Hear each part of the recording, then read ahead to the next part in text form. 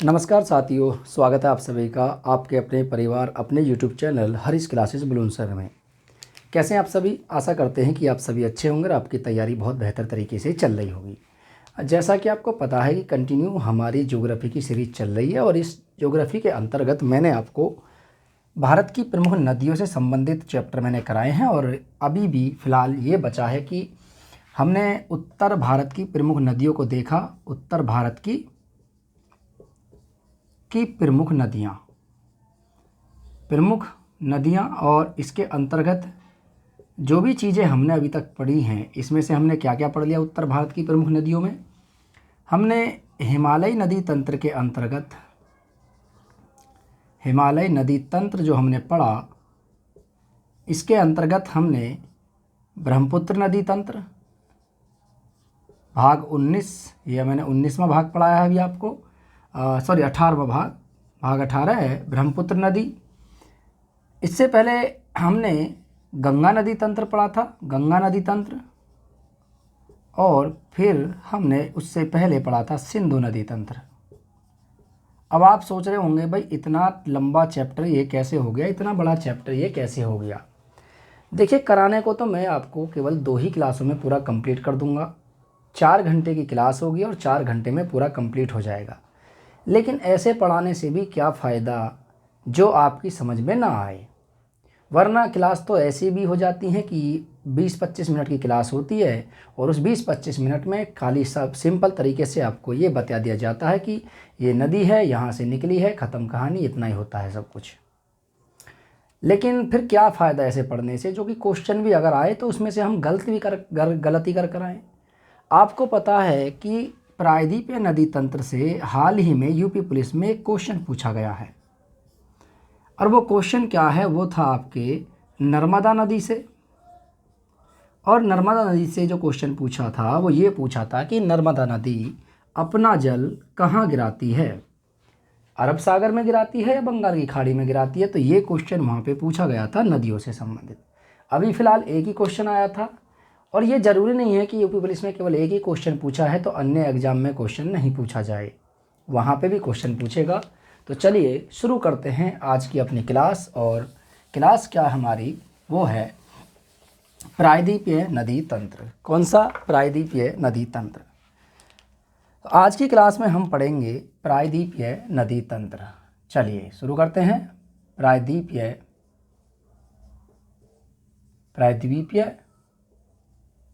नदी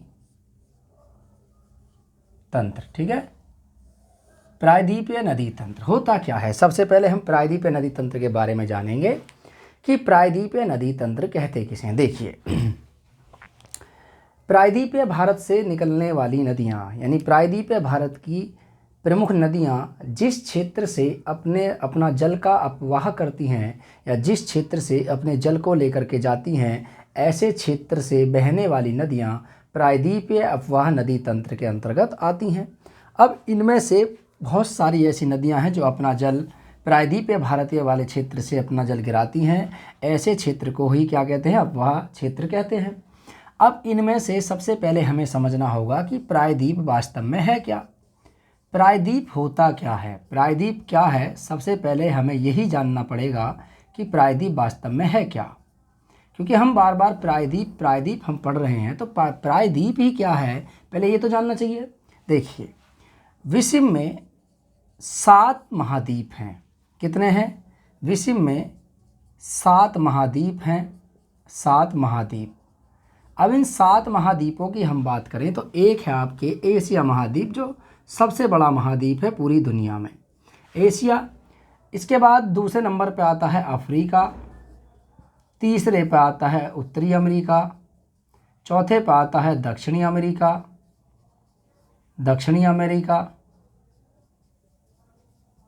ठीक है, अमेरिका। चौथे पे आता है यूरोप, 5वें पे यूरोप, ठीक है। छठे पे आपके अंटार्कटिका और 7वें पे आता है आपके ऑस्ट्रेलिया महाद्वीप। अब ये महाद्वीप क्या होते हैं? देखिए, महाद्वीपों की बात करें फिर उसके बाद प्रायद्वीप पर आएंगे हम। ये महाद्वीप हैं। महाद्वीप एक ऐसा स्थलीय भाग होता है जो चारों तरफ से जल से घिरा हो, या अगर जल से भी नहीं घिरा हो तो एक ऐसा स्थलीय भाग जिसमें अन्य कई देश आते हों, ऐसे भाग को स्थलीय भाग को महाद्वीप की श्रेणी में रखा जाता है, जिसमें कई देश शामिल होते हैं। देश ही नहीं, देश भी तो शामिल होते हैं, लेकिन इसके साथ साथ वहाँ पर उसका जो आकार है, उसका जो एरिया है, उसका जो क्षेत्रफल है, वो भी बहुत बड़ा होता है। ऐसे क्षेत्र को महाद्वीप की श्रेणी में रखा जाता है। इससे कुछ छोटे आकार के जिनमें एक देश हो, ऐसे क्षेत्रों को प्रायद्वीप कहा जाता है, लेकिन कंडीशन उसमें एक होती है कि प्रायद्वीप के अंतर्गत वह राशि, स्थलीय भाग वाली राशि, 3 ओर से जल से घिरी होनी चाहिए। ऐसी राशि को प्रायद्वीपीय कहा जाता है। अब इस तरीके से आप समझ सकते हैं कि हमारा जो भारतीय क्षेत्र है, उस भारतीय क्षेत्र के अंतर्गत जो प्रायद्वीपीय क्षेत्र है वो कौन सा है। तो प्रायद्वीपीय क्षेत्र जो है वो कौन सा है, तो हम देखें तो ये वाला क्षेत्र प्रायद्वीप कहलाता है। तो मध्य भारत से लेकर के आपके पूरा कहाँ तक, ये आपके आंध्र यानी तमिलनाडु तक का जो क्षेत्र है, ऐसे क्षेत्र को हम क्या बोलते हैं, प्रायद्वीप कहते हैं। तो यह है हमारा मध्य भारत। मध्य भारत यानी मध्य प्रदेश, जिसे प्राचीन काल में मध्य भारत कहते थे। मध्य प्रदेश से लेकर के आपके कहाँ तक, तमिलनाडु तक जो क्षेत्र फैला हुआ है, जो 3 ओर से जल से घिरा है, ऐसे क्षेत्र को प्रायद्वीपीय भारत कहा जाता है। यह है हमारा प्रायद्वीपीय भारत। क्योंकि इधर क्या है, बंगाल की खाड़ी, बंगाल की खाड़ी, क्योंकि पहले भी मैं बता चुका हूँ बंगाल की खाड़ी। इधर क्या है, अरब सागर, और इधर क्या है, हिंद महासागर। तो एक ऐसा स्थलीय भाग जो 3 ओर से जल से घिरा है, ऐसे क्षेत्र को प्रायद्वीपीय कहा जाता है, प्रायद्वीप कहा जाता है। अब इस प्रायद्वीप के अंतर्गत बहुत सारी नदियां आती हैं। अब इनमें से कुछ नदियां ऐसी हैं जो अपना जल अरब सागर में गिराती हैं, और कुछ नदियां ऐसी हैं जो अपना जल बंगाल की खाड़ी में जाकर के गिराती हैं। तो हम प्रायद्वीपीय भारत की बात करें तो देखिए, सबसे पहले प्रायद्वीपीय भारत, तो पश्चिमी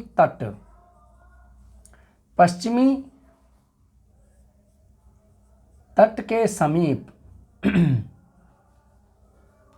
पश्चिमी तट के समीप यानी पास पश्चिमी घाट पड़ता है। क्या पड़ता है, पश्चिमी घाट है। अब आप कहोगे जी ये पश्चिमी घाट क्यों लिखा है। देखिए, ये हमारा पश्चिमी तट है। कौन सा है, ये आपको पता है, ये हमारा पूर्वी तट है। इधर वाला क्षेत्र ये पूर्वी तट, और इधर वाला क्षेत्र हमारा क्या है, ये है पश्चिमी तट। तो पश्चिमी तट के पास में समीप में एक घाट पड़ता है, इसको कहते हैं हम पश्चिमी घाट। पश्चिमी तट के समीप में एक पश्चिमी घाट पड़ता है। अब इस पश्चिमी घाट की विशेषता क्या होती है, इस पश्चिमी घाट की विशेषता ये होती है कि पश्चिमी तट के समीप पश्चिमी घाट प्रायद्वीपीय भारत की नदियों को 2 भागों में बांटता है। अब ये 2 भाग कौन कौन से होते हैं, देखिए, पश्चिमी घाट प्रायद्वीपीय नदियों के जल को, प्रायद्वीपीय नदियों के जल को विभाजित करता है।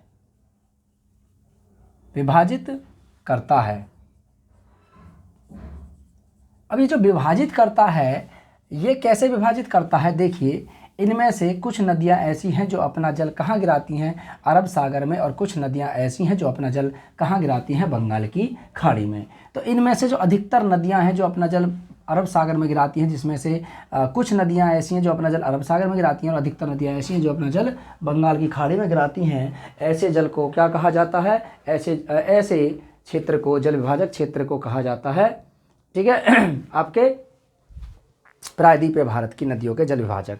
अब देखिए, इसमें से कौन कौन सी नदियां होती हैं जो अपना जल इधर उधर गिराती है। देखिए, प्रायद्वीपीय भारत के अंतर्गत जो ये आपके प्रायद्वीप के उत्तरी भाग से निकलने वाली जो नदियां हैं, कौन कौन सी हैं, प्रायद्वीप के उत्तरी भाग से निकलने वाली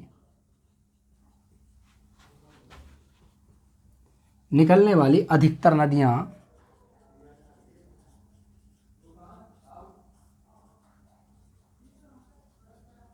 प्रायद्वीप के उत्तरी भाग से निकलने वाली अधिकतर नदियां अपना जल गंगा नदी तंत्र में गिराती हैं। गंगा नदी में गिराती हैं, गंगा नदी में गिराती हैं। अब इनमें से कौन कौन सी वो नदियां हैं जो अपना जल गंगा नदी में गिराती हैं? तो इसमें से देखिए, जैसे चंबल हो गया, ठीक है, सिंध हो गया, काली सिंध हो गया, बेतवा हो गया, केन हो गई, ठीक है, और सोन नदी। ये जो नदियां हैं अपना जल किसी ना किसी माध्यम से या डायरेक्ट भी अपना जल कहाँ गिराती हैं? गंगा नदी में गिराती हैं। तो इनमें से कौन सी ऐसी नदियां हैं जो अपना जल डायरेक्ट किस में गिराती हैं? गंगा नदी में गिराती हैं। और कौन सी ऐसी नदियां हैं जिनको अपना जल गिराने के लिए, गंगा नदी में अपना जल गिराने के लिए किसी अन्य माध्यम की आवश्यकता होती है? तो इन नदियों में से अगर हम बात करें, जैसे ये जो नदियाँ हैं, ये वाली नदियाँ कौन सी? ये वाली नदियाँ, ये अपना जल यमुना नदी में गिराती हैं, यानी यमुना नदी के माध्यम से ये अपना जल गंगा नदी में गिराती हैं। और इसमें से केन नदी एक ऐसी नदी है डायरेक्ट जाकर कहाँ? सीधी गंगा में अपना जल गिराती है। कहाँ गिराती है? गंगा में। लेकिन ये जितनी भी नदी हैं, ये जो नदी हैं आपके, ये कौन सी क्षेत्र से निकलती हैं? ये प्रायद्वीपीय भारतीय क्षेत्र से निकलती हैं, लेकिन अपना जल किस में जाकर गिराती हैं? गंगा नदी में जाकर गिराती हैं। और इनमें से जैसे चंबल नदी सबसे बड़ी सहायक नदी यमुना नदी की, और ये अपना जल कहाँ गिराएगी? यमुना नदी में, ठीक है। चलिए, और प्रायद्वीपीय भारत के अंतर्गत जो अन्य प्रमुख जो प्रमुख नदी तंत्र हैं उनकी बात करें तो देखिए, प्रायद्वीपीय भारत के प्रमुख नदी तंत्र, प्रायद्वीप के प्रमुख नदी तंत्र की मैं बात करूं तो इनमें से कुछ महत्वपूर्ण नदी तंत्र हैं, जिनमें से एक आता है गोदावरी नदी तंत्र, गोदावरी, कृष्णा, कावेरी और महानदी। ये कुछ ऐसे नदी तंत्र हैं जो प्रायद्वीपीय भारत के अंतर्गत आते हैं, और ये प्रायद्वीपीय भारत के नदी तंत्र में सबसे बड़ी नदी तंत्र हैं। और इनमें से सबसे बड़ा जो नदी तंत्र है वो है गोदावरी नदी तंत्र, ठीक है। चलिए आइए जानते हैं प्रायद्वीपीय नदी तंत्र का उद्विकास कैसे हुआ, ठीक है। प्रायद्वीपीय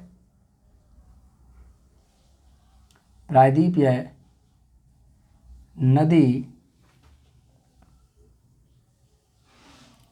तंत्र का उद्विकास।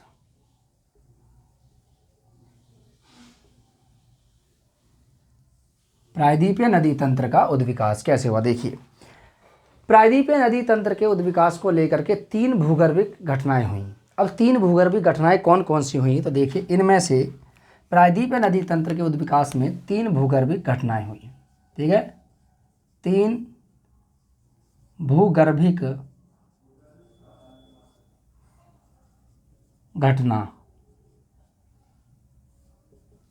कौन कौन सी 3 भूगर्भिक घटनाएं हुई? नंबर फर्स्ट की बात करें तो इन तीनों में से एक तो है पश्चिमी भाग का अवतलन।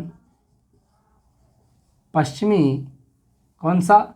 पश्चिमी, यानी पश्चिमी भाग का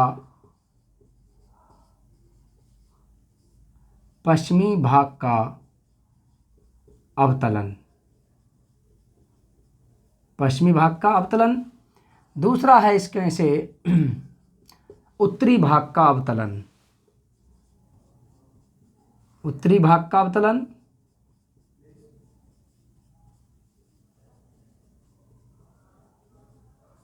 और नंबर 3 की बात करें तो इसमें से आता है सर टर्शियरी काल में, टर्शियरी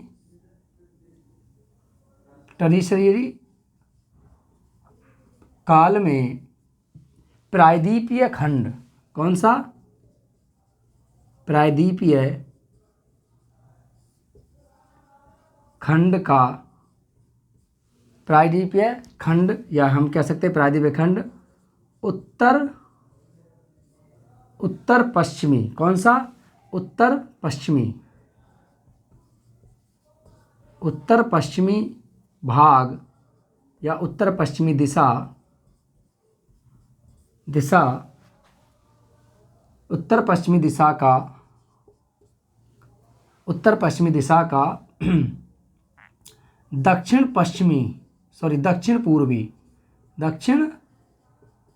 पूर्वी दिशा की ओर झुकाव, दिशा की ओर झुकाव। अब ये टर्सरी काल होता क्या है? टर्सरी काल की बात करूं तो टर्सरी काल पृथ्वी पर वह युग यानी टर्सरी काल वह युग जो आज से लगभग 66 मिलियन वर्ष पहले प्रारंभ हुआ और तथा 2.2 मिलियन वर्ष पहले यह युग समाप्त हो गया, अर्थात इस युग को टर्सरी युग कहा जाता है। यानी पृथ्वी का वह युग कौन सा? पृथ्वी पर वह युग जो आज से लगभग 66 मिलियन वर्ष पहले शुरू हुआ तथा 2.2 मिलियन वर्ष पहले समाप्त हो गया था। मिलियन वर्ष पहले मतलब पूर्व समाप्त हो गया था, ऐसे युग को टर्सरी युग कहा जाता है। इस युग में फिर भारत में पाए जाने वाले महत्वपूर्ण कोयले जैसे एंथ्रासाइड, ये इन कोयलों का निर्माण हुआ था। यानी यह युग कार्बोनिफेरस युग से संबंधित है और हम कह सकते हैं कि यह जो युग था, इस युग में कार्बन की उपस्थिति मौजूद थी। अब इस काल को क्या कहा जाता है? इस काल को एक अन्य नाम से भी जाना जाता है, इसको बोलते हैं तृतीय काल। कौन सा बोलते हैं? तृतीयक युग। इसे तृतीयक युग भी कहा जाता है, यानी टर्सरी युग को तृतीयक युग भी कहा जाता है। तो टर्सरी क्रम यानी टर्सरी काल में प्रायद्वीपीय खंड उत्तर पश्चिमी, कौन सा वाला क्षेत्र सर? ये वाला हमारा उत्तर पश्चिमी क्षेत्र है, ये वाला आप देख सकते हैं। तो ये कौन सा क्षेत्र है? इधर वाले देख सकते हैं, तो ये हमारा उत्तर पश्चिमी है, उत्तर पश्चिमी है। अब हम देख सकते हैं कि उत्तर पश्चिमी का जो झुकाव है वो इस तरीके से है, क्योंकि कुछ नदियाँ इधर अपना जल लेकर के जाएंगी ना। तो यहाँ से हुआ क्या था कि ये जो दक्षिण पूर्वी दिशा थी, ये वाली दक्षिणी पूर्वी दिशा है, इसकी ओर इसका झुकाव हो गया था। अब ये कैसे हुआ? देखिए, मैंने कहा था यहाँ पर देखिए पश्चिमी भाग का अवतरण। अवतरण का मतलब होता है धसान या ढलान। क्या होता है? धसान या ढलान। अब इसमें हुआ क्या? देखिए, समुद्र की सतह के आसपास वाला जो क्षेत्र था, इसका कैसा हो गया था? ये जो है, जो महासागरीय क्षेत्र से लगा हुआ क्षेत्र है, इसका अवतरण होना शुरू हो गया था। यानी यह क्षेत्र कुछ नीचे धंस चुका था। अगर हम बात करें उत्तरी भाग का अवतरण, तो देखिए हिमालय की उत्पत्ति के साथ ही साथ यह भाग थोड़ा सा नीचे धंस चुका था। इस कारण इस प्रायद्वीपीय भारत की जो अधिकतर नदियां हैं वो अपना जल कहाँ जाके गिराती हैं? बंगाल की खाड़ी में गिराती हैं। और कुछ नदियां इसमें से ऐसी हैं जो अपना जल कहाँ गिराती हैं? अरब सागर में जाकर के गिराती हैं। टर्सरी काल की बात करें तो प्रायद्वीपीय भूखंड उत्तरी पश्चिमी दिशा जो है ये पूरब की ओर हो चुकी थी, इसका झुकाव हो गया था। इस आधार पर अगर देखा जाए तो प्रायद्वीपीय भारत की नदियां अपना जल दो प्रकार से गिराती हैं। यानी इसके आधार पर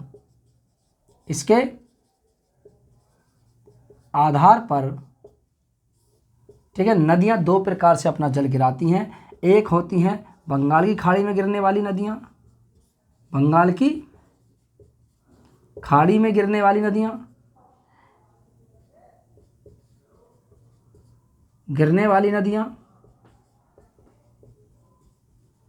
और एक है आपके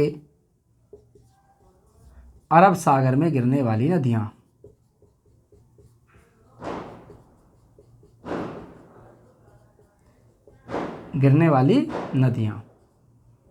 अब देखिए अरब सागर में गिरने वाली नदियां कौन सी हैं और बंगाल की खाड़ी में गिरने वाली नदियां कौन सी हैं? अगर मैं इनकी बात करूं तो देखिए यहां से आप देखोगे तो भैया देखिए यहां से जो यानी प्रायद्वीपीय भारत की अधिकतर नदियां वो हैं जो अपना जल कहाँ गिराती हैं? बंगाल की खाड़ी में गिराती हैं। और इनमें से कुछ ही ऐसी नदियां हैं, यानी कहने का मतलब ये है कि 10% ही नदियां ऐसी हैं जो अपना जल अरब सागर में गिराएंगी। इधर अरब सागर है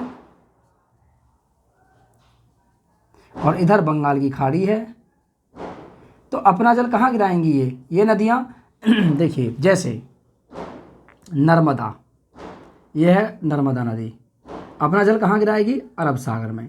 ताप्ती नदी अपना जल कहाँ गिराएगी? अरब सागर में। माही नदी अपना जल कहाँ गिराएगी? अरब सागर में। साबरमती अपना जल कहाँ गिराएगी? अरब सागर में। और इसके साथ साथ सर एक है आपकी पेरियार नदी केरल में, ये भी अपना जल कहाँ गिराएगी? अरब सागर में। लेकिन अधिकतर जो नदियाँ हैं, जो बड़ी बड़ी नदियाँ हैं, वो अपना जल कहाँ गिराएंगी? बंगाली खाड़ी में, जिसमें से नर्मदा नदी, कृष्णा, कावेरी, पेन्नर, इसके साथ साथ महानदी, ये कुछ नदियां ऐसी हैं। और इनके अलावा यहाँ से देखिए चंबल है, सिंध है, बेतवा है, केन है, सोन है, ये सभी की सभी नदियाँ ऐसी नदियाँ हैं, प्रायद्वीप भारत की ऐसी नदियाँ हैं जो अपना जल कहाँ गिराती हैं? बंगाली खाड़ी में। तो हम कह सकते हैं कि प्रायद्वीप भारत की 90% नदियाँ अपना जल बंगाल की खाड़ी में गिराती हैं। कहाँ गिराती हैं? बंगाल की खाड़ी में गिराती हैं। ठीक है, चलिए इसको नोट कर लीजिए। उसके बाद फिर आगे चलते हैं आपके गोदावरी नदी तंत्र। एक एक चीज़ मैं आपको बताऊंगा गोदावरी नदी तंत्र से संबंधित। ठीक है, यहाँ तक नोट कर लीजिए। 1 मिनट के लिए हटा जाता हूँ मैं। ठीक है, चलिए, हो गया नोट? कोई दिक्कत तो नहीं यहाँ तक? कोई दिक्कत हो तो आप बताइए। ठीक है, चलिए आगे चलते हैं। नेक्स्ट चलते हैं। देखिए, अब मैं आगे बात करूं इससे संबंधित, अब चलते हैं हम प्रायद्वीपीय भारत की एक एक नदियों को हम देखेंगे। तो सबसे पहले हम चलते हैं गोदावरी नदी को लेकर के। ठीक है, क्योंकि प्रायद्वीपीय भारत की सबसे बड़ी नदी गोदावरी नदी है, इसी को हम देखेंगे। ठीक है, लेकिन उससे पहले मैं आपको यहाँ पर एक स्ट्रक्चर यानी मैप बना देता हूँ, जिससे कि आप प्रायद्वीपीय भारत की प्रमुख नदियों को देख सकें। क्योंकि मैंने सुबह वाली क्लास में भी आपको कल वाली क्लास में भी मैंने आपको एक स्ट्रक्चर बनाया था वहाँ पे। ठीक है, देखिए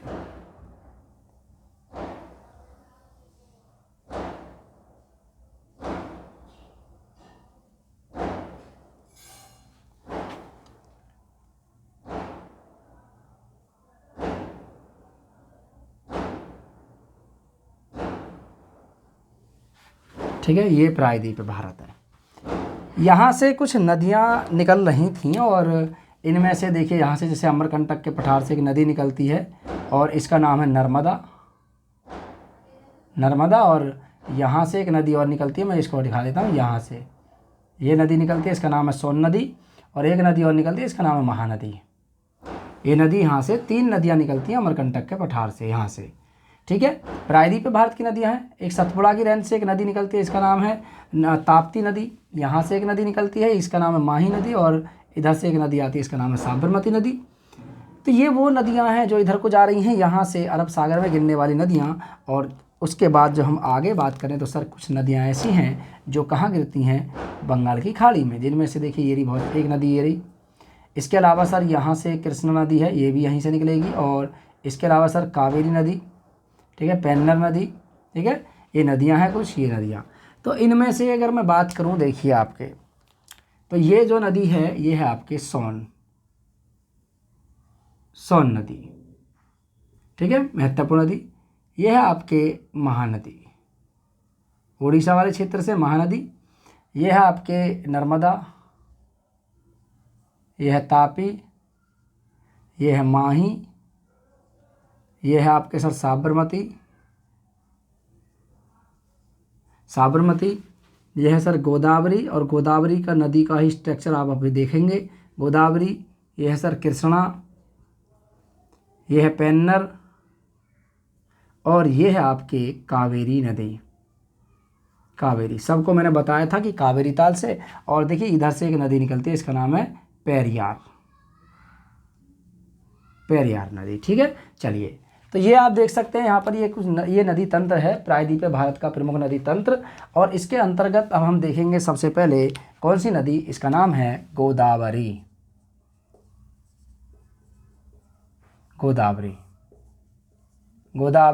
नदी। कौन सी नदी? गोदावरी नदी। ठीक है, चलिए आइए जानते हैं गोदावरी नदी के बारे में। सबसे पहले हम जानेंगे इस नदी का उद्गम कहाँ से हुआ। उद्गम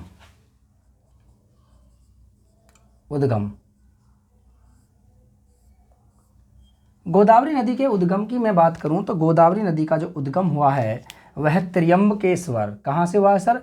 त्र्यंबकेश्वर। तो इस नदी का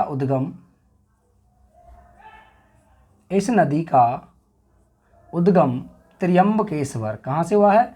त्र्यंबकेश्वर से हुआ है।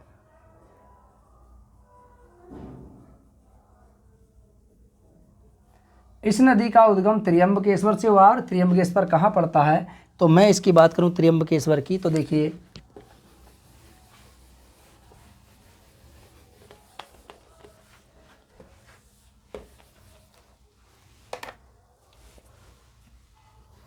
तो त्र्यंबकेश्वर यानी महाराष्ट्र, ये नासिक जिले,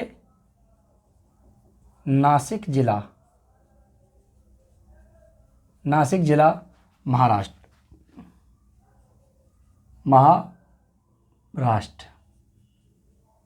महाराष्ट्र से हुआ है। तो इसके उद्गम की बात करूं तो इस नदी का यानी गोदावरी नदी का उद्गम त्र्यंबकेश्वर नासिक जिले यानी महाराष्ट्र से हुआ है। इसके नाम की मैं बात करूं कि सर इस नदी को किन किन नामों से जाना जाता है, तो देखिए नाम, इसके कई नाम हैं, उपनाम, ठीक है। इस नदी के उपनाम, उपनाम की मैं बात करूं तो इस नदी के जो उपनाम हैं, कई उपनाम आते हैं। जैसे इस नदी को बृहद गंगा भी कहा जाता है। क्या कहा जाता है, बृहद गंगा। इस नदी को बृहद गंगा भी कहा जाता है। इस नदी को बृहद गंगा कहा जाता है। इस नदी को दक्षिणी गंगा भी कहा जाता है, दक्षिण की गंगा भी कहा जाता है, दक्षिण की गंगा। इस नदी को दक्षिण की गंगा भी कहा जाता है। इस नदी को गोदावरी कहा जाता है। क्या कहा जाता है, गोदा नदी भी कहा जाता है, क्योंकि गोदा नदी भी इस नदी को कहा जाता है। इसे यानी कालिदास,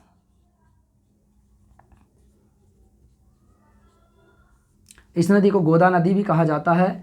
इस नदी को आगे मैं बात करूं तो इस नदी का एक अन्य नाम भी है, इसका नाम है गोतमी। तो इस नदी को गोतमी नदी के नाम से भी जाना जाता है, याद रखना। और इसके अगले नाम की मैं बात करूं तो सर अगला जो नाम है, इस नदी को पुनीत नदी, क्या कहा जाता है, पुनीत। इस नदी को पुनीत नदी के नाम से भी जानते हैं। ये सभी के सभी नाम गोदावरी नदी के ही हैं। और इसके अलावा इस नदी को बृहद गंगा, दक्षिण भारत की गंगा, बूढ़ी गंगा, और एक अन्य नाम जो है इस नदी का, इसको बूढ़ी गंगा के नाम से भी जाना जाता है। क्या, किसके नाम से, बूढ़ी गंगा।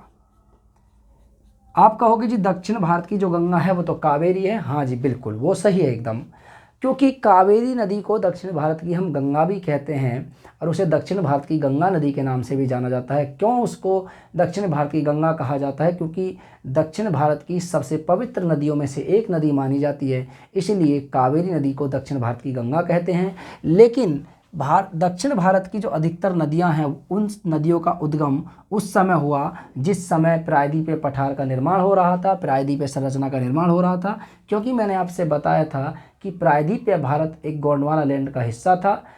ये उस समय की बात है जब भारत का निर्माण हो रहा था, उसी समय, यानी भारत तो आपको पता है ये वाला हिस्सा तो था, लेकिन ये हिस्सा जो था प्रायद्वीपीय भारत, ये गोंडवाना लैंड का हिस्सा है और इसका निर्माण उस समय हुआ जब पृथ्वी का निर्माण हो रहा था। ठीक है, चलिए, प्री कैम्ब्रियन काल की चट्टानों से हुआ है। इसमें से बूढ़ी गंगा, क्योंकि सबसे बड़ी नदी है, बृहद नदी है, बृहद गंगा कहते हैं, दक्षिण की गंगा कहते हैं, गोदावरी कहते हैं, गोतमी भी कहते हैं, पुनीत भी कहते हैं, और इसे बूढ़ी गंगा के नाम से भी जाना जाता है।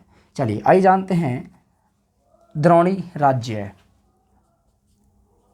द्रोणी राज्य, द्रोणी राज्य, द्रोणी राज्य का मतलब होता है कि यह नदी किन किन राज्यों से अपवाहित होती है, यानी इस नदी की द्रोणियाँ किन किन राज्य में। अब द्रोणी कहते किसे हैं, जैसे मान लीजिए कोई नदी है, ये किस राज्य से आ रही है, किस राज्य से आ रही है, और इस तरीके से ये जो द्रोणी बना रही है, ये जो शाखाएं हैं इसकी नदी की, ये जो पूरे एकदम स्ट्रक्चर बना रही है, तो किन किन राज्यों में इसकी द्रोणियाँ फैली हुई हैं, यानी किन किन राज्यों में इसकी शाखाएं फैली हुई हैं, हम उनकी बात करते हैं यहाँ पर। तो द्रोणी का मतलब होता है कि राज्यों से अपवाहित होने वाला क्षेत्र। तो द्रोणी कौन कौन सी होती हैं, नंबर फर्स्ट की बात करें तो इनमें से जो इस नदी की प्रमुख द्रोणियाँ हैं, तो नंबर फर्स्ट सबसे पहले महाराष्ट्र। कौन सा है, महाराष्ट्र। महाराष्ट्र, महाराष्ट्र, महाराष्ट्र में 49% जल अपवाह होता है महाराष्ट्र राज्य से। इस नदी की जो द्रोणियाँ हैं, 49% द्रोणी आपके महाराष्ट्र राज्य से हैं। दूसरे की बात करें तो सर वो है मध्य प्रदेश। कौन सा है, मध्य प्रदेश, मध्य प्रदेश, मध्य प्रदेश। तीसरे की बात करें तो सर वो है छत्तीसगढ़, छत्तीसगढ़, छत्तीसगढ़ राज्य। चौथे की बात करूं तो सर इसमें से आता है ओडिशा। कौन सा आता है, ओडिशा, ओडिशा राज्य से भी ये नदी प्रवाहित होती है। और नंबर 5 की मैं बात करूँ तो सर वो आता है तेलंगाना। और नंबर 6 की बात करें तो सर वो आता है आंध्र प्रदेश। कौन सा आता है? आंध्र प्रदेश। इन 6 राज्यों से प्रवाहित होती है आपके गोदावरी नदी। ठीक है, इन 6 राज्यों से प्रवाहित होती है आपके गोदावरी नदी। चलिए आइए जानते हैं अगला, इस नदी की प्रमुख सहायक नदियाँ कौन कौन सी हैं? प्रमुख सहायक और उपसहायक नदियाँ। ठीक है, तो गोदावरी की मैं लिख देता हूँ यहाँ पे एक हेडिंग,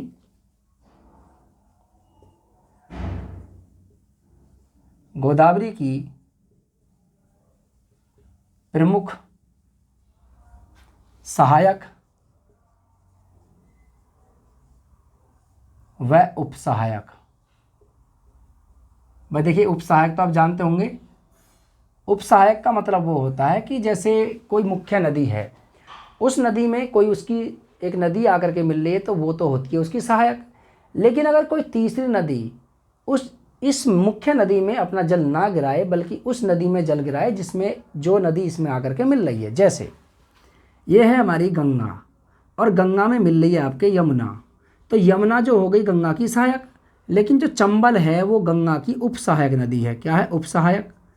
तो वो नदी जो अपना जल डायरेक्ट मुख्य नदी में ना गिरा करके किसी अन्य माध्यम से अपना जल उस मुख्य नदी में गिराए, तो ऐसी नदियों को उपसहायक नदियां कहा जाता है। जैसे चंबल नदी गंगा की एक उपसहायक नदी है, क्योंकि अपना जल डायरेक्ट ये गंगा में नहीं गिराती है, बल्कि चंबल नदी अपना जल यमुना में गिराती है और यमुना इसका जल ले जा करके आगे गंगा में गिरा देती है। इसलिए चंबल नदी गंगा की उपसहायक नदी है, ना कि सहायक नदी। ठीक है, इसी प्रकार से गोदावरी की कुछ सहायक और उपसहायक नदियों के बारे में हम देखेंगे। ठीक है, सहायक और उपसहायक नदियाँ कौन कौन सी हैं? चलिए, तो इनमें से हम नदी की बात करें कि कौन कौन सी नदी हैं इसकी। जैसे सबसे पहले वर्धा नदी, वर्धा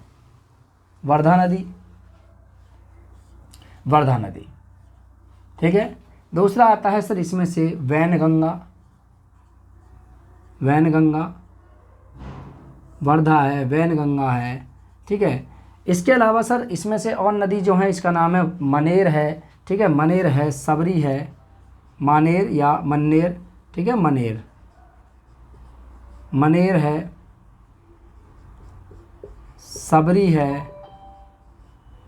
सबरी है। और नंबर 5 की बात करें तो इसके अलावा और जो नदियां हैं जैसे पूर्णा है, पूर्णा के साथ साथ मंजीरा है। ठीक है, पूर्णा है, मंजीरा है। ठीक है, मंजीरा है। और इसके अलावा दरना है। ठीक है, धरना, तो धरना नदी इसी की सहायक नदी है। इसके साथ साथ जो अन्य नदी की बात करें तो सर इनमें से कौन सी आती है? तो इसके साथ साथ अन्य नदी जैसे कि पैनगंगा। ठीक है, वैनगंगा के अलावा पैनगंगा भी है, पैनगंगा। और पैनगंगा के बाद सर इंद्रावती दूसरी सबसे बड़ी सहायक नदी। ठीक है, और नंबर 10 की बात करें तो सर इसमें से प्राणहिता। कौन सी? प्राणहिता नदी। ये कुछ प्रमुख सहायक नदियां हैं किसकी? गोदावरी की। तो गोदावरी की प्रमुख सहायक नदियों की बात करें तो सर वर्धा, वैनगंगा, मनेर, सबरी, पूर्णा, मंजीरा, धरना, पैनगंगा, इंद्रावती, प्राणहिता। और एक नदी और आती है सर, इसका नाम है प्रवरा नदी। और प्रवरा नदी आपके बहुत महत्वपूर्ण है। क्यों? क्योंकि सिंधु घाटी सभ्यता का सबसे दक्षिणी स्थल जिसका नाम है दैमाबाद, वो इसी नदी के तट पर स्थित है, याद रखना। ठीक है, कोई दिक्कत तो नहीं है यहाँ तक? चलिए, ये तो थे हमारे इसकी नदी, और इस नदी के सर उद्गम भी देख लेते हैं हम कि इस नदी के उद्गम कहाँ कहाँ हुआ है। जैसे वर्धा नदी के उद्गम की बात करूँ तो सर इसका जो उद्गम है वो है सतपुड़ा की पहाड़ियाँ। कौन सा? सतपुड़ा रेंज। और इस नदी की जो लंबाई है सर वर्धा नदी की वो है 528 किलोमीटर। लेकिन ये कहाँ से निकलती है? एमपी। और इसकी नदी की लंबाई कितनी है? 528 किलोमीटर। 528 किलोमीटर लंबी ये नदी है। लेकिन वर्धा नदी डायरेक्ट अपना जल किस में गिराती है? डायरेक्ट अपना जल गोदावरी में नहीं गिराती, बल्कि वर्धा नदी जो है अपना जल कहाँ गिराती है? ये गिराती है आपके किस में? प्राणहिता नदी में। किसमें? प्राणहिता नदी, और प्राणहिता नदी में जब अपना जल ये गिराती है तो पैनगंगा, वैनगंगा और प्राणहिता ये अपना जल पैनगंगा, वैनगंगा और वर्धा नदी अपना जल प्राणहिता नदी में गिराती हैं, और प्राणहिता नदी इन सभी नदियों का जल ले जाकर के आगे किस में गिरा देती है? गोदावरी नदी में। क्योंकि इस नदी का जो उद्गम हुआ है, प्राणहिता नदी का जो उद्गम हुआ है वो वर्धा और वैनगंगा दोनों के संगम पर हुआ है। ठीक है, याद रखना। आगे बात करूं सर वैनगंगा, वैनगंगा नदी का उद्गम कहाँ से हुआ है? तो सर वैनगंगा नदी का उद्गम हुआ है सिवनी। क्या है? सिवनी, शिवानी नहीं, सिवनी। सिवनी सर कहाँ पड़ता है? सिवनी की मैं बात करूं तो सर ये आपके एक ज़िला है मध्य प्रदेश का। कौन सा है? एक ज़िला है एमपी का सिवनी, और यहीं से निकलती है आपकी वैनगंगा। और इसकी नदी की लंबाई की बात करूँ सर 569 किलोमीटर इस नदी की लंबाई है। 569 किलोमीटर इस नदी की लंबाई है। ठीक है, चलिए मैं मन्नेर नदी की बात करूँ तो सर ये नासिक से निकलती है। कहाँ से निकलती है? नासिक से। नासिक कहाँ सर? महाराष्ट्र।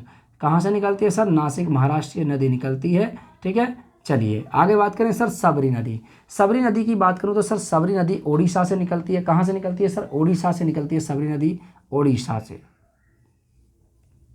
ओडिशा से निकलती है सर सबरी नदी। और इस नदी की लंबाई की मैं बात करूं तो सर इस नदी की जो लंबाई है वो 418 किलोमीटर है। 418 किलोमीटर लंबी है ये सबरी नदी। सर मैं पूर्णा की बात करूं कि पूर्णा नदी की लंबाई पूर्णा नदी कहाँ से निकली है? तो सर ये भी सतपुड़ा की नदी, सतपुड़ा रेंज से निकली है। सतपुड़ा, और ये कहाँ से सर? मध्य प्रदेश। और इसकी मैं बात करूँ सर सतपुड़ा रेंज में, तो ये कहाँ से निकलती है? सतपुड़ा रेंज से पूर्णा नदी। और इस नदी की लंबाई जो है वो 334 किलोमीटर लंबी है। कितनी लंबी है ये नदी? 334 किलोमीटर लंबी है। सर मंजीरा की बात करूँ कि मंजीरा नदी कहाँ से निकलती है? मंजीरा, तो देखिए मंजीरा नदी, ये मंजीरा नदी जो निकलती है आपके वो बालाघाट से निकलती है। कहाँ से निकलती है? बालाघाट से। कहाँ से निकलती है? बालाघाट से। तो मंजीरा नदी बालाघाट से निकलती है। और इस नदी की लंबाई की बात करूं तो बालाघाट कहाँ पड़ता है सर? ये मध्य प्रदेश में, बालाघाट पर्वत। और इस नदी की जो लंबाई की बात करूं 724 किलोमीटर, 724 किलोमीटर इस नदी की लंबाई है। धरना की बात करूं सर महाराष्ट्र से निकलती है। कहाँ से निकलती है? महाराष्ट्र से निकलती है धरना नदी की लंबाई। धरना नदी महाराष्ट्र से निकलती है। पैनगंगा की मैं बात करूं सर, पैनगंगा नदी कहाँ से निकलती है सर? ये औरंगाबाद, औरंगाबाद, औरंगाबाद। औरंगाबाद कहाँ है सर? महाराष्ट्र में। तो महाराष्ट्र के औरंगाबाद से निकलती है। और इस नदी की जो लंबाई है सर वो कितने है? 676 किलोमीटर है। 676 किलोमीटर है। ठीक है, इंद्रावती नदी की बात करूँ तो सर ये छत्तीसगढ़ से निकलती है। कौन सी? इंद्रावती नदी, ये छत्तीसगढ़ से निकलती है। इंद्रावती छत्तीसगढ़। कहाँ से निकलती है? छत्तीसगढ़, छत्तीसगढ़ से निकलती है। और इस नदी की बात करूँ तो सर 535 किलोमीटर इस नदी की लंबाई है। 535 किलोमीटर। और देखिए ये नदी ये जो नदी है आपके क्या नाम है इसका, ये जो इंद्रावती नदी है ये गोदावरी नदी की दूसरी सबसे बड़ी सहायक नदी है।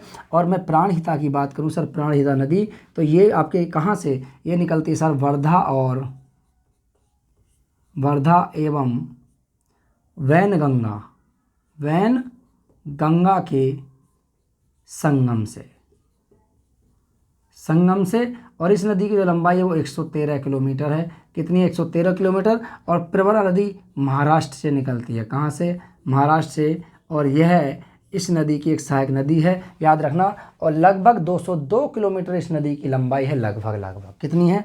लगभग 202 किलोमीटर इस नदी की लगभग में लंबाई है। किसकी? प्रवरा नदी की। और ये इसकी एक सहायक नदी है। किसकी? गोदावरी की, याद रखना। ठीक है, चलिए ये हो गया यहाँ तक। आइए जानते हैं गोदावरी नदी की प्रमुख लंबाई कितनी है। गोदावरी की लंबाई,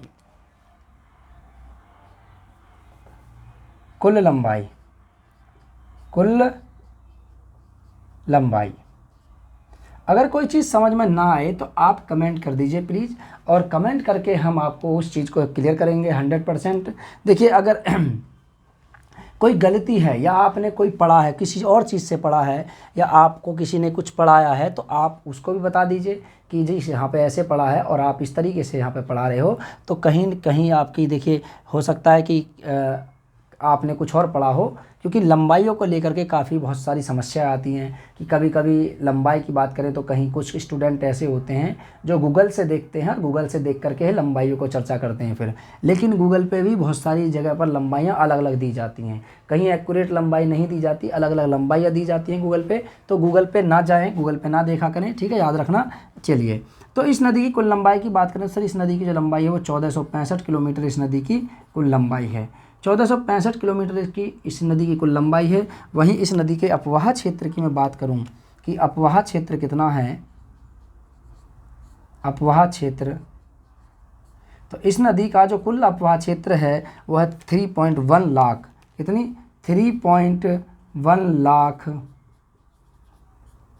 किलोमीटर स्क्वायर, तीन, ठीक है, 3.1 लाख किलोमीटर स्क्वायर इस नदी का कुल अपवाह क्षेत्र है। ठीक है, चलिए आइए जानते हैं इस नदी के कुछ प्रमुख तीर्थ स्थलों के बारे में कि इस नदी पर कुछ प्रमुख तीर्थ स्थल हैं, कौन कौन से तीर्थ स्थल हैं जो इस नदी से संबंधित है।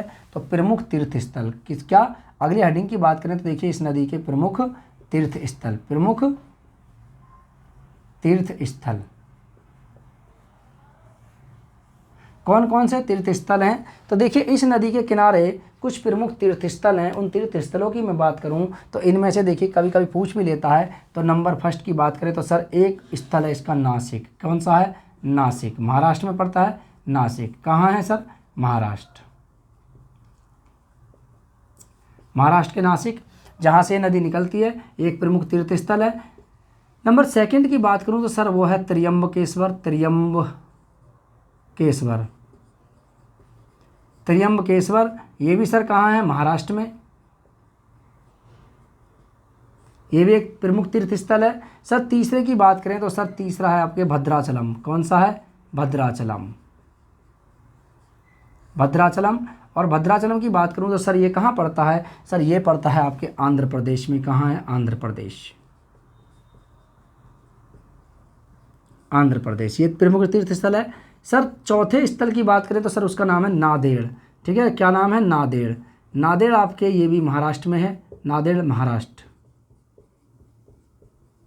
ये इस नदी के किनारे बसा हुआ प्रमुख तीर्थ स्थल है। इसके अलावा सर आता है नंबर 5 औरंगाबाद,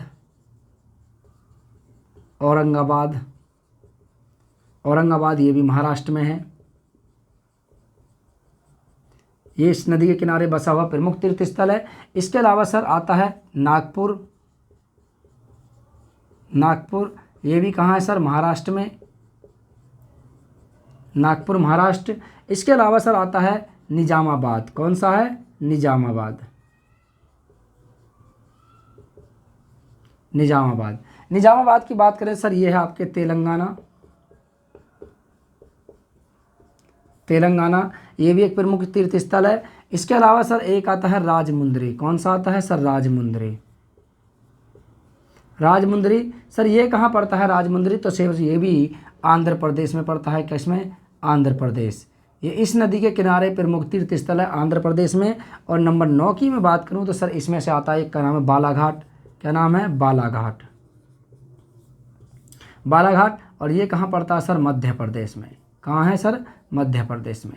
तो इस नदी के किनारे बसे प्रमुख तीर्थ स्थलों की बात करें तो इस नदी के किनारे यानी गोदावरी नदी के किनारे बसे हुए प्रमुख तीर्थ स्थल नासिक, त्र्यंबकेश्वर, भद्राचलम, नांदेड़, औरंगाबाद, नागपुर, निजामाबाद, राजमुंद्री और इसके साथ साथ बालाघाट, ये मध्य प्रदेश में पड़ता है। तो 9 प्रमुख तीर्थ स्थल है जो इस नदी के किनारे बसे हुए हैं। ठीक है, चलिए ये हो गया यहाँ तक। अब बात करते हैं इस नदी पर बनी हुई प्रमुख परियोजनाओं की, यानी गोदावरी नदी की प्रमुख परियोजनाएं, प्रमुख परियोजना,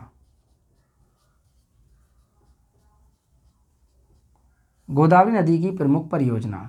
देखिए इस नदी पर प्रमुख परियोजनाएं बनी हुई हैं, यानी कई प्रमुख परियोजनाएं बनी हुई हैं, जिनमें से एक परियोजना है जिसका नाम है जायकवाड़ी, क्या नाम है, जायकवाड़ी, एक परियोजना का नाम है जायकवाड़ी परियोजना, और ये आपके महाराष्ट्र वाले राज्य में बनी है। ठीक है, एक परियोजना है सर इसका नाम है राजमुंद्री, क्या नाम है, राजमुंद्री, राजमुंद्री आप जान सकते हैं, राजमुंद्री, राजमुंद्री कहाँ है सर, राजमुंद्री की बात करें तो सर ये आंध्र प्रदेश में एक परियोजना राजमुंद्री आंध्र प्रदेश में है। एक परियोजना की बात करें सर इसका नाम है पेंचम, ठीक है, पेंचम पाद परियोजना, ये भी एक प्रमुख परियोजना है जो इसी नदी पर बनी हुई है। एक परियोजना है सर, इसका नाम है पोलावरम। क्या नाम है? पोलावरम। तो एक परियोजना की बात करें तो इस परियोजना का नाम है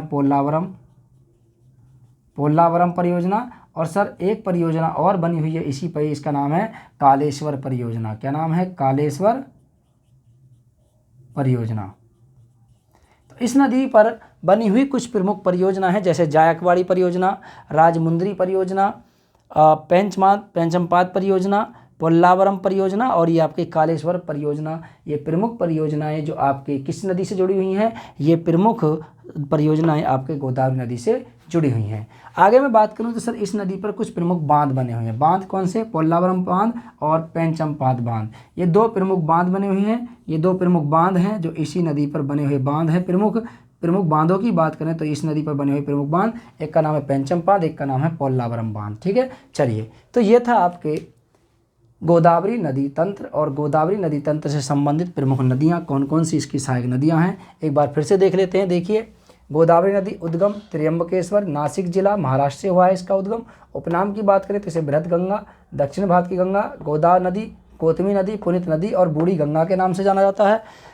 राज्य, द्रोणी राज्यों की बात करूँ, उन्होंने कितने राज्यों से निकल कर जाती है तो महाराष्ट्र, मध्य प्रदेश, छत्तीसगढ़, ओडिशा, तेलंगाना, आंध्र प्रदेश।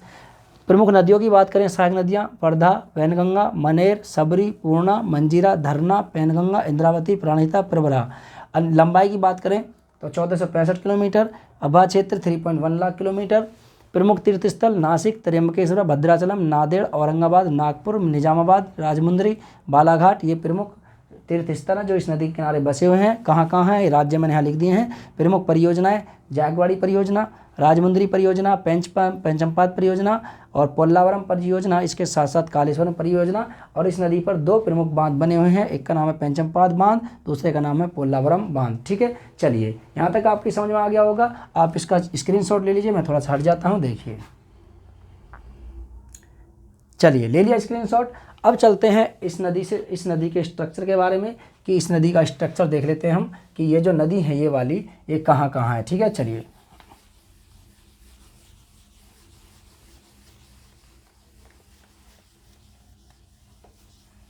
देखिए, मुख्य नदी की बात करें तो सर ये है आपके मुख्य नदी। थोड़ा नीचे बनाता हूँ यहाँ से।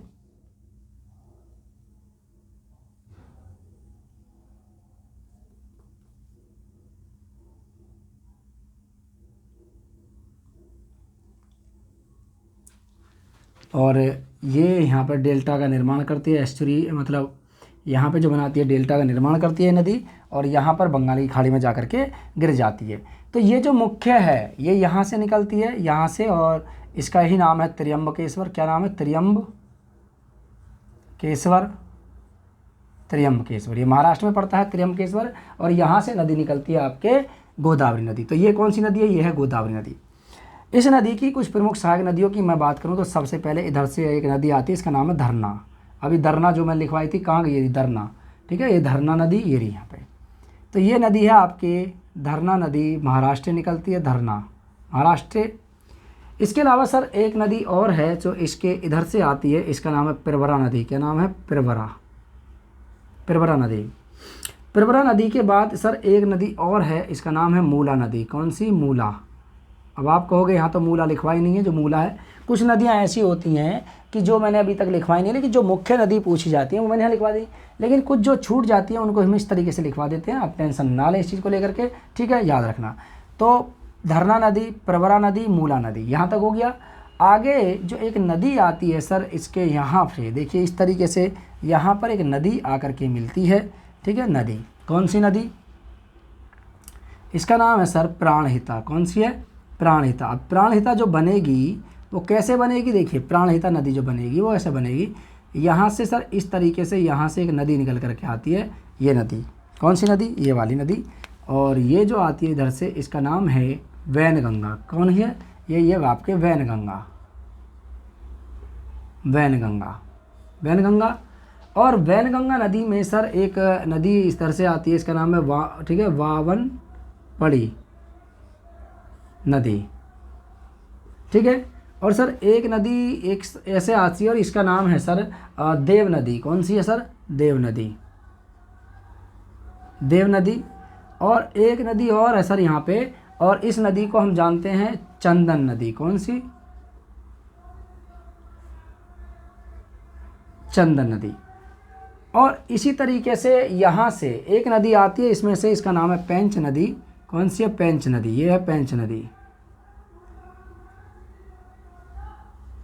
ये है पेंच नदी। पेंच नदी। और इधर से सर एक नदी आकर के इधर मिलती है, इसका नाम है वर्धा। क्या नाम है? वर्धा।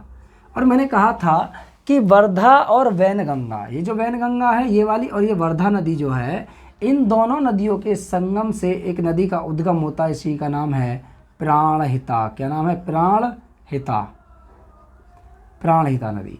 इस नदी को ही कहा जाता है प्राणहिता नदी। और यहाँ पर देखिए प्राणहिता नदी बनने से पहले कितनी नदियाँ आकर के इनमें गिरती हैं। तो वैनगंगा की वामनपड़ी नदी, देव नदी, चंदन नदी, पेंच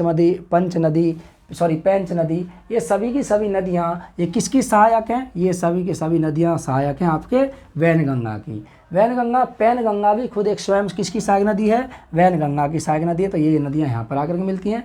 इसके साथ साथ सर यहाँ पर एक नदी मिलती है, इसका नाम है मन्नेर नदी। क्या नाम है? मन्नेर। और मन्नेर मैंने यहाँ लिखवाया भी था, ये रही मन्नेर नदी। ठीक है, मन्नेर, मन्नेर नदी। और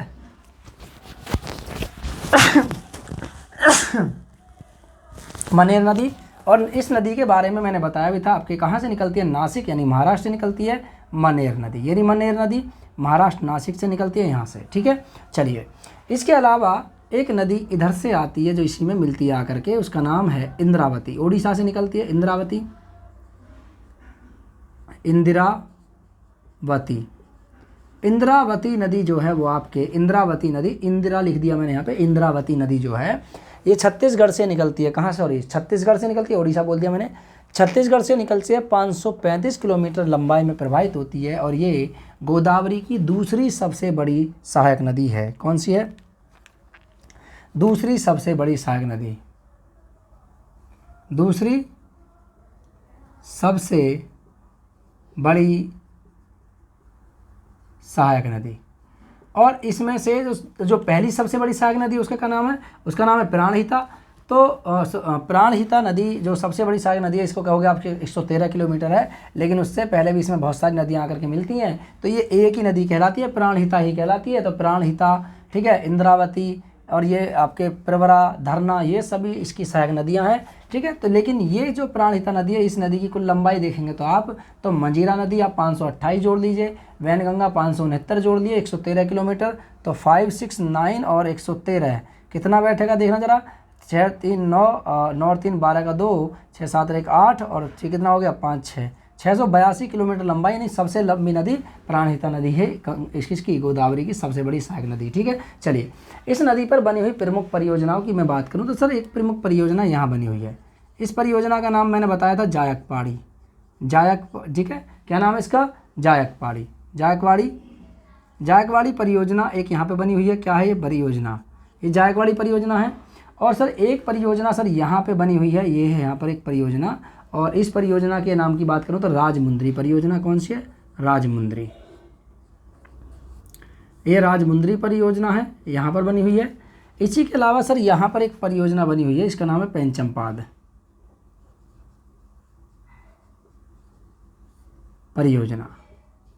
तो ये जो मैंने परियोजना यहाँ पे लिखवाई थी, यही परियोजना आपके यहाँ बनी हुई हैं। और यहाँ पर ये दोनों बांध बने हुए हैं, राजमुंद्री बांध और आपके पोल्लावरम बांध और आपके पेंचमपाद बांध। तो पेंचमपाद बांध यहाँ पर है, पेंचमपाद बांध ये रहा, ये जो है आपके गोदावरी नदी पर स्थित प्रमुख बांध पेंचमपाद बांध, और एक है आपके पोल्लावरम बांध। प्रमुख परियोजनाओं की बात करें तो राजमुंद्री परियोजना, पेंचमपाद परियोजना, जायकवाड़ी परियोजना। ठीक है, महाराष्ट्र में। चलिए, तो ये हमारा आज का जो टॉपिक था वो था आपके गोदावरी नदी तंत्र से संबंधित। अब हम आगे बात करेंगे नेक्स्ट क्लास में कृष्णा नदी तंत्र को लेकर के और कावेरी नदी तंत्र को लेकर के। ठीक है, और इसके साथ साथ महानदी तंत्र को लेकर के। ठीक है, क्योंकि ये नदी तंत्र सबसे बड़ा नदी तंत्र था, तो इसके बारे में थोड़ा सा इंपॉर्टेंट फैक्ट और लिख लीजिए। देखिए, गोदावरी जो शब्द है, गोदावरी शब्द ठीक है। तेलुगु भाषा का शब्द है जिसका अर्थ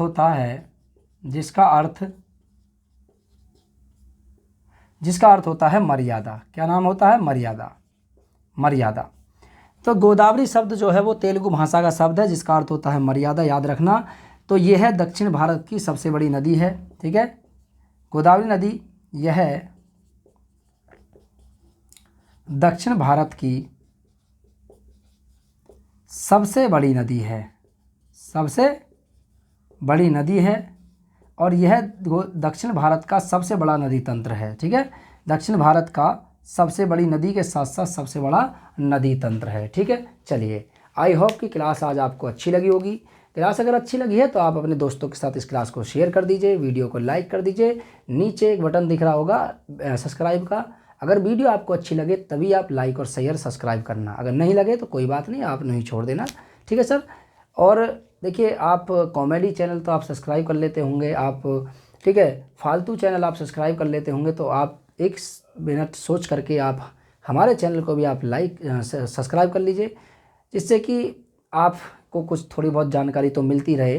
जितनी हमारे पास जानकारी, हम आपको सब कुछ जानकारी आपको दे रहे हैं, ठीक है। चलिए, देखिए, हम कोई गलत वीडियो नहीं डाल रहे हैं और गलत मैसेज तो हम नहीं फैला रहे हैं, कोई पढ़ाई को लेकर के ही हम यहाँ बात करते हैं। और अगर आप नहीं पढ़ रहे हैं तो आप इस वीडियो को उन अपने दोस्तों तक शेयर कर दीजिए जो पढ़ने में इंटरेस्टेड हैं और जो तैयारी कर रहे हैं लेकिन किसी कारण से दूर जा कर के तैयारी नहीं कर पा रहे हैं, तो उनसे बताइए कि यहाँ पर हमारी क्लास रेगुलर कंटिन्यू 8 PM पर हमारी क्लास रोज़ाना होती है।